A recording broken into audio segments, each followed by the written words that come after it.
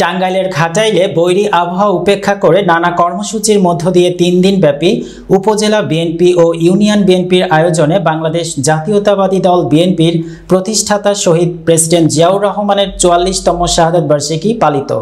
টাঙ্গাইলের ঘাটাইল থেকে মীর আলেয়া পারভিনের তথ্য ও ভিডিওচিত্রে বিস্তারিত। রবিবার ১ জুন দিনব্যাপী ঘাটাইল উপজেলা বিএনপি ও ইউনিয়ন বিএনপির আয়োজনে শাহাদাত বার্ষিকী উপলক্ষে আলোচনা সভা, দোয়া মাহফিল ও দুস্থদের মাঝে খাবার বিতরণ করা হয়।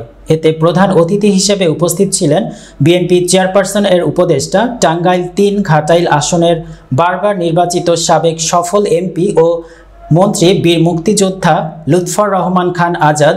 বিশেষ অতিথি হিসেবে উপস্থিত ছিলেন কেন্দ্রীয় বিএনপির নির্বাহী কমিটির সদস্য মাইনুল ইসলাম, টাঙ্গাইল জেলা বিএনপির সাবেক সহসভাপতি ও সাবেক পৌর মেয়র মঞ্জুরুল হক মঞ্জু, উপজেলা বিএনপির সাবেক ভারপ্রাপ্ত সভাপতি তোফাজ্জল হক সেন্টু, উপজেলা বিএনপির সাবেক যুগ্ম সাধারণ সম্পাদক আবু বক্কর সিদ্দিক, উপজেলা বিএনপির সাবেক মহিলা বিষয়ক সম্পাদক মেহরুন নাহার চৌধুরী লাকি, পৌর বিএনপির সাবেক সাধারণ সম্পাদক ফারুক হোসেন ধলা।